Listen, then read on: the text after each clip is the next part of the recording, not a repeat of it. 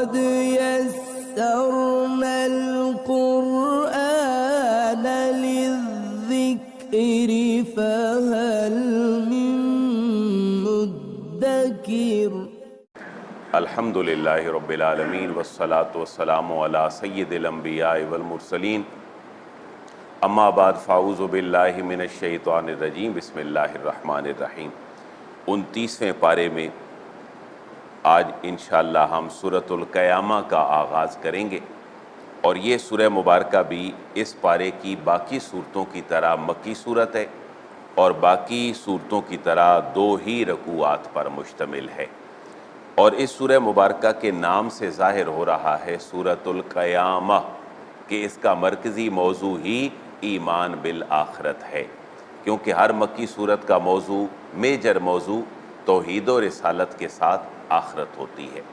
تو جب آخرت کی بات ہے تو اس کے ساتھ اللہ کی قدرت کی بات بھی ہے۔ آخرت کا بنیادی طور پر مفہوم یہ ہے کہ مرنے کے بعد ہمیں ایک نئی زندگی ملنی ہے، ایک قبر کی زندگی ہے جو عالم برزخ ہے، اور ایک وہ زندگی ہے جو میدان محشر کی زندگی ہے۔ تو اس کے پیچھے بھی بنیادی طور پر اللہ تعالیٰ کی قدرت اور اس کی حکمت کار فرما ہے، اور پھر یہ پیغام ہم تک پہنچایا ہے نبی پاک علیہ السلام نے۔ تو ڈائریکٹلی اور انڈائریکٹلی توحید و رسالت اور آخرت مکی صورتوں کے مرکزی موضوعات ہیں۔ تو اس صورت کا مرکزی موضوع قیامت ہے، اس کے ساتھ چھوٹی چھوٹی باتیں مزید بھی ہیں درمیان میں، لیکن وہ جب آئیں گی تو ان کو دیکھیں گے انشاءاللہ۔ آج جو ایک موضوع چلے گا تقریباً 15 آیات مبارکہ تک ایک ہی تسلسل کے ساتھ ایک ہی طرح کی بات کی گئی ہے، چھوٹی چھوٹی آیات ہیں، یہ اس کے درمیان انشاءاللہ ان کا معنی اور مفہوم واضح ہو جائے گا۔ اعوذ باللہ من الشیطان الرجیم بسم اللہ الرحمن الرحیم لا اقسم بیوم القیامہ۔ یہ لا جو ہے یہ بڑا حکمت والا لا ہے، اس کا معنی ہوتا ہے نہیں، یعنی نہیں کا مطلب یہ ہے کہ پہلے کوئی ایسا دعویٰ کیا گیا ہے کہ جو دعویٰ اللہ کی رضا کے خلاف ہے، اور وہ دعویٰ کیا ہے کہ اہل مکہ کفار و مشرکین کا موقف ہے کہ قیامت کوئی نہیں آنی، تو آغاز ہی صورت کا ان کے موقف کے رد کرنے کے ساتھ کیا گیا کہ لا، یعنی تمہارا موقف ٹھیک نہیں ہے۔ اب حقیقی بات کیا ہے؟ فرمایا اقسمو، میں قسم اٹھاتا ہوں بیوم القیامہ، قیامت کے دن کی۔ یہاں بعض لوگوں نے اس لا کا جو ہے وہ اس کو زائدہ تصور کیا ہے کہ ان دونوں کو ملائیں تو اس کا معنی یہ ہوگا کہ میں قسم اٹھاتا ہوں، لیکن حقیقی بات یہ ہے جو نہایت قریب ہے فہم کے کہ لا سے ایک موقف کو پہلے ڈینائی کیا گیا ہے، اور اقسموں کے ساتھ اس موقف کی جو حقیقی موقف تھا اس کی تائید اور توثیق کی گئی ہے۔ ان کا وہم یہ تھا کہ قیامت کوئی نہیں آنی، کیسے آ سکتی ہے کہ ساری کائنات کا نظام ختم ہو جائے اور انسان پھر بھی ایک زندہ ہو جائے کسی ہڈیوں کی شکل میں اور جسم کی شکل میں، اور وہ اللہ کو جا کے جواب دے۔ یہ اہل مکہ کے لیے ماننا کفار و مشرکین کے لیے بڑا محال تھا، تو ان کے اس محال ہونے کو رد کیا گیا، لا، تمہارا موقف ٹھیک نہیں ہے۔ اللہ فرما رہے اقسم بیوم القیامہ، میں قیامت کے دن کی قسم کھاتا ہوں۔ اب ہمارے لیے قسم کھانا قیامت کے دن کی کوئی قسم نہیں ہے، لیکن یہ چونکہ مخلوق کے لیے حکم ہے کہ ہم نے صرف اگر قسم کھانی پڑ جائے تو اللہ کی قسم کھانی ہے، باقی قرآن کی قسم، کسی پیارے کی قسم، یہ کوئی قسم شرعی قسم نہیں۔ قسم صرف وہ ہے جو اللہ کی ذات اور اس کی صفات کی ہو، جس کے اوپر شریعت کا حکم مرتب ہوتا ہے۔ باقی جذباتی جملے ہوتے ہیں، مجھے بچوں کی قسم ہے، مجھے فلاں بندے کی قسم ہے کہ میں نے یہ کام کیا ہے یا نہیں کیا، لیکن اللہ تعالیٰ چونکہ خالق ہے تو خالق کے اوپر وہ حکم جو ہے وہ لاگو نہیں ہوتا جو اللہ نے مخلوق کے لیے رکھا ہے۔ اور اللہ تعالیٰ نے ویسے بھی بہت ساری چیزوں کی قسمیں اٹھائی ہیں، والتین والزیتون، لا اقسم بہذا البلد، شہر مکہ کی قسم ہے، تو یہ اللہ کا قسم اٹھانا ہے۔ وَلَا أُقْسِمُ بِالنَّفْسِ اللَّوَّامَةِ، یہاں بھی یہی موقف ہے کہ تم قیامت کا انکار کرتے ہو، لیکن وَلَا، تمہارا یہ موقف ٹھیک نہیں ہے۔ اقسم، میں قسم اٹھاتا ہوں، بالنفس اللوامہ، ایسے نفس کی جو ملامت کرنے والا ہے۔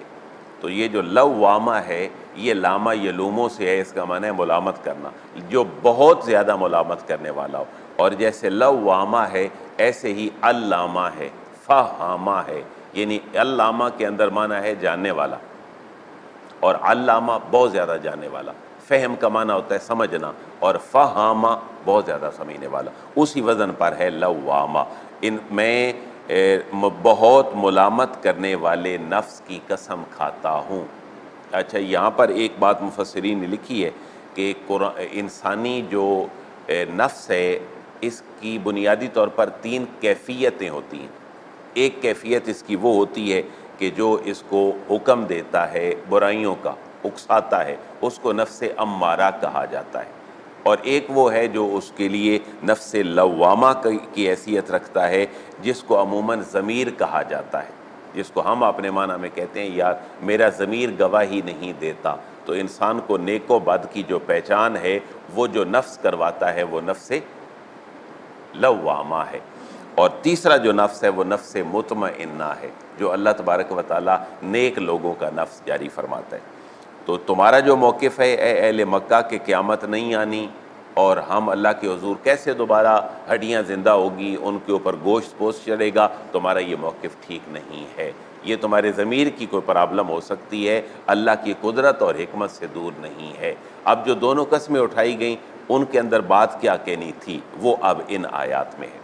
اَيَحْسَبُ الْإِنسَانُ أَلَّن نَّجْمَعَ عِظَامَهُ، کا معنی کیا، یہ انٹیروگیٹو سینس کے لیے، یحسب گمان کرتا ہے، الانسان انسان، کیا انسان گمان کرتا ہے، الن نجمع ان کے لن کبھی بھی نہیں، نجمع ہم اکٹھی کریں گے، عظامہ عظم اس کی ہڈی کو کہتے ہیں اور عظامہ اس کی ہڈیوں کو، کیا انسان یہ گمان کرتا ہے، اللہ فرما رہا ہے کہ ہم اس کی ہڈیوں کو جمع نہیں کریں گے، تو یہ انسان کا گمان تو ہو سکتا ہے لیکن ہم اس کی ہڈیوں کو بھی قبر سے جمع کر کے اس کے اوپر گوشت پوشت چڑھا کے اپنی قدرت کے مطابق اس کو اپنی بارگاہ میں جواب دے کر دیں گے۔ انسان تو یہ سمجھتا ہے کہ جمع نہیں کریں گے، لیکن بلا قادرین علی ان نسوی بنانا، بڑا انسان بنانا تو بڑی بات ہے۔ اللہ فرما رہا ہے یہ تمہاری جو انگلیوں کے پورے ہیں بالکل اسی طرح ہی میں دوبارہ زندہ کر دوں گا جیسے دنیا کے اندر تمہارے ہر بندے کے پورے الگ الگ تھے۔ ترجمہ ذرا دیکھیے گا، بلا کیوں نہیں، اللہ فرما رہا ہے قادرین ہم اس بات پر قدرت رکھتے ہیں، علا پر ان کے نسویہ کہ ہم درست کر دیں، برابر کر دیں، بنانا اس کا پور پور جسم کا ہم برابر کر دیں۔ یہاں سے ایک بڑی اچھی چیز کی طرف اشارہ ملتا ہے کہ آج دنیا کی جتنی آبادی ہے اربوں کی تعداد میں، ان کا جو فنگر پرنٹ ہے وہ ایک دوسرے سے نہیں ملتا۔ ہم جب نادرا میں یا دفتر میں جاتے ہیں بائیو میٹرک کرواتے ہیں تو ہر انسان کا جو فنگر پرنٹ ہے وہ دوسرے سے مختلف ہے۔ تو فنگر پرنٹ کی جو باقاعدہ شناخت ہے اور اس کی جو ایجاد ہے وہ تقریباً کوئی 1800 سم تھنگ میں ہے، اور میری انفارمیشن کے مطابق وہ جیسے آج اس پوری لیبارٹری کوئی فرانزک کہا جاتا ہے تو بنیادی طور پر فرانزک ایک شخص کا نام ہے کہ جس نے اس پورے علم کو آگے رائج کیا۔ 1800 سم تھنگ میں یہ بات آگے بڑھی کہ ہر بندے کا جو فنگر پرنٹ ہے وہ دوسرے سے مختلف ہوتا ہے، لیکن قرآن نے 1400 سال پہلے کہا کہ ہم پورا جسم تو اپنی جگہ پر اہمیت کا حامل ہے، ہم انسان کے جسم اور انگلیوں کے پور پور کو دوبارہ زندہ کر دیں گے اور برابر کر دیں گے۔ یعنی انتہائی اللہ کی قدرت کی گہرائی کی طرف اشارہ ہے کہ ہم تو اتنی بھی قدرت رکھتے ہیں، اور انسان اس بات کو مانتا کیوں نہیں ہے کہ وہ زندہ ہو جائے گا دوبارہ۔ جو اہل مکہ اور کفار و مشرکین تھے وہ ان کا موقف یہ تھا کہ ہمارے لیے سمجھنا بڑا محال ہے، بیسیکلی وہ جو دنیاوی ضروریات اور لوازمات ہیں ان سے ہی اتنا انجوائے کرنا چاہتا ہے کہ وہ آخرت کے اوپر ایمان نہیں رکھتا۔ بل یرید الانسان لیفجر امامہ، انسان کی علت کیا ہے، بلکہ یرید ارادہ کرتا ہے، چاہتا ہے، الانسان انسان لیفجر فجور سے نکلا ہے اللہ تعالیٰ کی نافرمانی کرنا، انسان چاہتا ہے کہ وہ نافرمانی کرتا رہے امامہ آنے والے دنوں میں بھی، یعنی انسان اللہ کا پابند نہیں بننا چاہتا۔ انسان کو جب خوف آخرت لاحق ہو جاتا ہے تو وہ یقیناً برائی سے بچ جاتا ہے۔ تو کہا جا رہا ہے کہ جو منکر مزاج لوگ ہیں یہ قیامت کے اوپر یقین کیوں نہیں رکھتے تاکہ یہ آنے والے دنوں میں بھی اللہ کی نافرمانی کرتے رہیں۔ یہ انسان کی فطرت بتائی جا رہی ہے۔ اور پھر ایک طنز کے انداز میں یہ انسان کہتا کیا ہے، یسألو ایان یوم القیامہ۔ یسألو یہ سوال کرتا ہے، ایانا کب ہوگا، یوم القیامہ قیامت کا دن، یعنی کسی کے اوپر طنز کرنے کے لیے کب آئے گا جی قیامت والا دن، جس کی باتیں محمد صلی اللہ علیہ وسلم فرماتے ہیں وہ دن کب آئے گا۔ یعنی اس انداز میں اللہ فرما رہا ہے کہ یہ ہم سے سوال کرتے ہیں، حالانکہ ہر چیز واضح ہے کہ ہم تو تمہارا پور پور دوبارہ زندہ کر دیں گے۔ اب اس کا حال کیا ہوگا، فَإِذَا بَرِقَ الْبَصَرُ وَخَسَفَ الْقَمَرُ وَجُمِعَ الشَّمْسُ وَالْقَمَرُ۔ یہ جو پہلی آیت ہے فَإِذَا بَرِقَ الْبَصَرُ، اس کا مفہوم سمجھنے کے لیے آپ یوں ذہن میں لائیں کہ ایک چیز کا انسان انکار کرتا رہے، لیکن ایک دن سڈن جب وہ اس کے سامنے آ جائے تو اس کی آنکھیں پھٹی کی پھٹی رہ جاتی ہیں، اس کے اندر تعجب ہوتا ہے اور اس کے اندر اپنی شکست ہوتی ہے کہ میں جس کو نیگلیکٹ کر رہا تھا وہ ہمارے سامنے۔ تو یہ جو قیامت کا انکار کر رہا ہے منکر مزاج آدمی، یہ کہتا ہے کہ قیامت کب آئے گی، اللہ فرما رہے جب آئے گی تو حال کیا ہوگا، فَإِذَا بَرِقَ الْبَصَرُ، فا کا معنی پس، اذا جب، بارق البصر آنکھ ہے، بارقہ کا معنی پتھرا جانا، کھلی کی کھلی رہ جانا، پھٹی کی پھٹی رہ جانا۔ اور یہ وہ دن ہوگا کہ جب انسان کی جو آنکھ ہے وہ پتھرا جائے گی اور تعجب سے کھلی کی کھلی رہ جائے گی۔ وَخَسَفَ الْقَمَرُ، اور جو قیامت کا دن جب آ جائے گا تو چاند اپنے نور کو کھو دے گا۔ اس کی مثال ہم بعض اوقات دیکھتے ہیں جب چاند گرہن لگ جاتا ہے تو پورا دن بھی ہو تو چاند روشنی اپنی اور نور کھو بیٹھتا ہے سورج، اور رات کو ہو تو چاند اپنا پورا نور کھو بیٹھتا ہے۔ وَخَسَفَ الْقَمَرُ، اور جو چاند ہے وہ گہنا جائے گا، اس کو جو ہے وہ گرہن لگ جائے گا۔ اس کے اوپر بھی نمازیں ہیں شریعت میں، سورج گرہن ہو تب بھی 2 رکعت نماز ہے، اور اگر چاند گرہن ہو تب بھی نماز ہے۔ وَجُمِعَ الشَّمْسُ وَالْقَمَرُ، اور سورج اور چاند جن کے اوپر پوری کائنات کا دار و مدار ہے، یہ دونوں ہی اکٹھے لپیٹ دیے جائیں گے اور بے معنی ہو جائیں گے، اور ان کی جو فورسز ہیں اور طاقتیں ہیں وہ ختم ہو جائیں گی۔ یعنی اللہ کی قدرت کا اظہار کیا جا رہا ہے۔ کچھ لوگ سورج کے پجاری تھے، کچھ چاند کے پجاری تھے۔ یہ بنیادی طور پر جو گریکس کے پرانا تصور ہے منڈے کا اور سیچرڈے کا اور سنڈے کا، یہ انہی ناموں سے تھوڑی مناسبت رکھتا ہے۔ سن ڈے، مون ڈے، یعنی ان کے جو ہیں وہ پوجا ہے اور اس کی عبادت کا تصور ہے، لیکن اللہ کی قدرت کو واضح کیا گیا۔ وَجُمِعَ الشَّمْسُ وَالْقَمَرُ، واو کا معنی اور، جومعہ اکٹھے کر دیے جائیں گے، الشمس سورج، والقمر اور چاند۔ آج یہ دونوں ایک دوسرے سے دور ہیں، ان سیاروں کے درمیان جتنا فاصلہ ہے اس کے بعد آج سائنس بڑی تحقیقی گفتگو کر چکی ہے، لیکن وہاں یہ حال ہوگا کہ اپنی جو قوت اور طاقت ہے یہ کھو دیں گے، یعنی نظام کائنات درہم برہم ہو جائے گا۔ اس کی طرف اشارہ ہے۔ یقول الانسان یومئذ این المفر، یعنی جب کہا جائے نا کہ جب کوئی چیز آئے گی پھر تو یہ بھاگنے کا موقع نہیں ملے گا، یہی کیفیت ہے قرآن بیان کر رہا ہے۔ اس وقت انسان اپنا بھاگنے کا سوچے گا جب پکڑ کے قریب آئے گا، لیکن اب بھاگنے نہیں دیا جائے گا۔ یقول، کہے گا، الانسان، انسان، یومئذ، اس دن، این المفر، فرار ہونے کی جگہ کہاں ہے جہاں سے میں اب نکل جاؤں، لیکن اللہ فرمائے گا نہیں، اب تو پکڑا گیا ہے۔ تیرے پاس فرار ہونے کی اور مان لینے کی جو وقت اور جگہ ہے وہ تب تھی جب قیامت کا آنا نہیں تھا، اس سے پہلے تھا، اب آ گئی ہے، اب تیرے بھاگنے کی جگہ نہیں ہے۔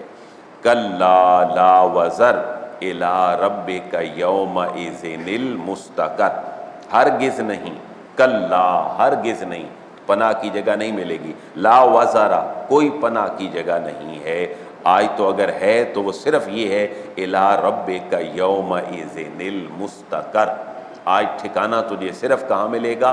اپنے رب کے ہاں ہی ملے گا، جس کا تو پہلے دنیا میں انکار کرتا رہتا تھا۔ کلا، ہرگز نہیں، لا وزرا، کوئی پناہ کی جگہ نہیں ہے، ہاں اگر ہے تو کہاں ہے؟ الی ربک، تیرے رب کے پاس ہے، یومئذ، اس دن، المستقر، ٹھکانہ، مستقر قرار پذیر ہونے سے ہے، ٹھہرنے سے ہے۔ آج اگر کہیں ٹھہرنے کی گنجائش ہے تو وہ صرف اور صرف تیرے رب کے پاس ہے۔ اب ذرا غور فرمائیں، یہ جس دن وہ سپیچ لیس ہو جائیں گے، ان کو اس سپیچ لیس ہونے سے بچانے کے لیے کہا جا رہا ہے کہ اس دن سے بچ جاؤ، اس سے پہلے اس دنیا میں ہی اقرار کر لو کہ اللہ تعالی ہمارا خالق ہے اور اللہ تبارک و تعالی مرنے کے بعد بھی ہمیں دوبارہ اٹھائے گا۔ اور اس دن کا اور حال کیا ہوگا؟ یُنَبَّأُ الْإِنسَانُ يَوْمَئِذٍ بِمَا قَدَّمَ وَأَخَّرَ۔ یُنَبَّأُ، یہ پیسو فعل ہے، ایکٹیو نہیں بلکہ پیسو اور مجہول ہے۔ یُنَبَّأُ، باخبر کر دیا جائے گا، آگاہ کر دیا جائے گا، الانسان، انسان کو، یومئذ، اس دن، کس کس چیز سے باخبر کر دیا جائے گا؟ بما قدم وأخر، جو کچھ اس نے پہلے اللہ کے ہاں بھیجا تھا اور جو اپنے مرنے کے بعد میں کوئی کام چھوڑ آیا ہے۔ یعنی جو بھیجا اگر نیک تھا تو بڑا اچھا ذخیرہ ہے، اگر برائی بھیجی تھی تو بڑا برا ذخیرہ ہے۔ اور انسان جب جاتا ہے تو اپنے پیچھے بھی کچھ چھوڑ کے جاتا ہے، یا تو اچھی کوئی چیز چھوڑ کے جائے گا، اچھی نسل چھوڑ کے جائے گا، اچھی اولاد چھوڑ کے جائے گا، صدقہ جاریہ چھوڑ کے جائے گا، یا کوئی غلط چیز چھوڑ کے جائے گا جو غلط جاری رہے گی۔ اب اس کو بتلایا گیا ہے کہ تو نے پہلے کیا بھیجا اور چھوڑ کے کیا آیا، اس سے انسان کو آگاہ کر دیا جائے گا۔ بما قدم وأخر کے اوپر دو حدیثیں آپ سماعت فرمائیں، بڑی پیاری حدیثیں، کہ جب انسان مر جاتا ہے تو اس کا عمل ختم ہو جاتا ہے۔ ظاہر عمل تو انسان کی وجہ سے تھا، وہ نمازیں پڑھتا تھا، روزے رکھتا تھا، لیکن جب مر جاتا ہے تو عمل کا نظام ختم ہو جاتا ہے۔ لیکن تین چیزیں حضور نے فرمایا جاری رہتی ہیں۔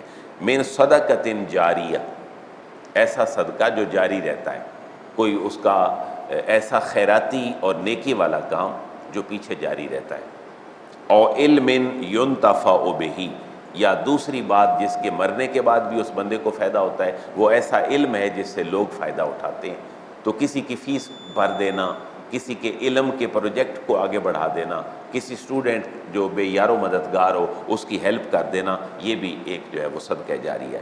او ولد صالح یدعو لہ، یا نیک اولاد جو جانے کے بعد اپنے ماں باپ کے لیے دعا کرتی ہے۔ ان تین چیزوں کا فائدہ ہوتا رہتا ہے۔ نمبر 1 صدقہ جاریہ، نمبر 2 علم کی کوئی بات جس سے لوگ فائدہ اٹھائیں، جیسے کوئی اسکول بنا دے، کوئی اچھا ایک علمی نیٹ ورک جو ہے وہ دے جائے تو اس سے فائدہ ہوتا رہے گا۔ اور تیسری بات ہے دعا، ایک ایسی اولاد کی جس کو وہ اچھی تربیت کے ساتھ چھوڑ جائے۔ اب یہاں سے یہ پتہ چلا کہ مرنے والے کے لیے جو دعا کی جاتی ہے، اس دعا کا اس کو فائدہ ہوتا ہے۔ اسی لیے کہا کہ ایسی نیک اولاد جو اس کے جانے کے بعد اس کے لیے دعا کرے۔ تو والدین کے لیے دعا کرنا یہ قرآن سے بھی ثابت ہے اور حدیث سے بھی ثابت ہے، اور ہماری ایوری ڈے لائف میں اللہ نے ہم اپنی نماز کے اندر بھی دعا رکھی ہے، ربنا اغفر لی ولوالدی، اور اس کو بڑی حضوری سے مانگنا چاہیے۔ ہمارے ہاں بعض اوقات توجہ کہیں اور ہوتی ہے اور ہم یہ دعائیں کر رہے ہوتے ہیں، تو بڑی توجہ کے ساتھ یہ دعا مانگی جانی چاہیے۔ ایک اور بات بما قدم وأخر کے تحت، کہ جو بندہ کو نیک عمل کرتا ہے اور وہ عمل جاری رہتا ہے تو اس کا ثواب ہمیشہ اس کو ملتا رہتا ہے۔ یہ بھی حدیث مبارکہ ہے مسلم کی، اور حدیث نمبر ہے 2673۔ جو پچھلی حدیث ہے وہ بھی مسلم کی ہے اور 1631 ہے۔ اس حدیث میں حضور نے فرمایا کہ جو بندہ کوئی اچھا طریقہ جاری کرتا ہے، اپنی زندگی میں کوئی اچھا طریقہ جاری کر جاتا ہے اور لوگ اس کے اوپر عمل کرتے ہیں تو اس کو 2 ثواب ملتے ہیں، ایک اس کی اپنی نیکی کا اور ایک جو لوگ اس کے اوپر عمل کرتے رہتے ہیں۔ تو نیک طریقہ جاری کرنا، پتہ چلا کہ کوئی ایسے نیک کاموں کی شکل بھی ہوتی ہے جو ضروری نہیں کہ قرآن کے اندر موجود ہو یا حدیث کے اندر موجود ہو۔ ممکن ہے ایسا کوئی کام کرنے کی پہلے شکل ہی نہ آئی ہو، جیسے آج سائنس ترقی کرتی جا رہی ہے، جیسے الٹرا ساؤنڈ آج ہے پہلے نہیں تھا، اس طرح کا کوئی نیکی والا کام کر دینا جو کہ پہلے نہیں تھا، جاری کر دے، جس کی بنیاد قرآن و سنت میں ہو، تو 2 ثواب ملیں گے، ایک اس کے اپنے نیکی کرنے کا اور جو بندہ اس کے اوپر کرتا ہے اس کا، اور اس کے اپنے اجر میں بھی کوئی کمی نہیں رہتی۔ اور اسی طرح اگر کوئی برا عمل جاری کرتا ہے کسی برے کام کی بنیاد رکھ کے جاتا ہے تو اس کو اس کا بھی گناہ کا عذاب ملتا ہے، اور جو اس کے اوپر عمل کرتا ہے اس کے کرنے کا بھی گناہ اس بندے کو ملتا ہے۔ تو بما قدم و اخر، یہ دونوں بڑے قیمتی جملے ہیں۔ انسان کو بتا دیا جائے گا جو اس نے آگے بھیجا اور جو پیچھے چھوڑا۔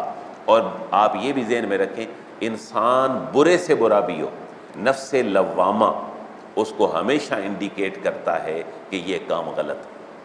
انسان ایک کام برا زندگی میں 100 مرتبہ بھی کرے تو ہر مرتبہ اس کا ضمیر اس کو جھنجھوڑتا ہے۔ شرابی شراب پیے، ضمیر اس کا جھنجھوڑے گا، جھوٹا جھوٹ بولے، ضمیر اس کا جھنجھوڑے گا۔ تو انسان کے اندر جو اللہ نے ایک وہ سینسر رکھے ہیں وہ ضرور انسان کو آگاہ کرتے ہیں۔ یہ اسی بات کی طرف اشارہ ہے کہ انسان یلو نہیں ہوتا کہ انجانے میں برائی کر رہا ہوتا ہے، بل الانسان علی نفسہ بصیرہ۔ حقیقت حال یہ ہے کہ جو انسان ہے علی نفسہ ہی، وہ خود اپنے آپ کے حوالے سے بصیرہ، وہ خوب بصیرت رکھ رہا ہوتا ہے۔ اس لیے حضور نے فرمایا سب سے بڑا مفتی تمہارا دل ہے۔ تو دل کا لفظ بول کے کبھی دماغ بھی مراد لیا جاتا ہے اور نفس لوامہ بھی مراد لیا جاتا ہے۔ وہ اللہ کی ایک دی ہوئی انسان کی آبزرویشن کی طاقت ہے جو وہ آبزرو کر لیتا ہے۔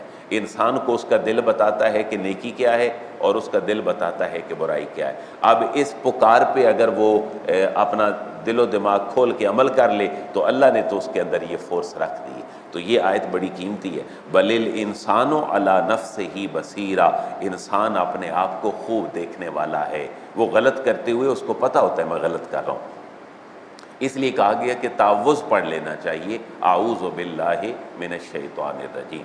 اور جو چیزیں انسان کو برے کام کروانے پہ آمادہ کرتی ہیں، جیسے قل اعوذ برب الفلق، قل اعوذ برب الناس میں تمام 11 چیزوں کو ذکر کر دیا گیا، تو انسان کو اللہ کی پناہ مانگتے رہنا چاہیے۔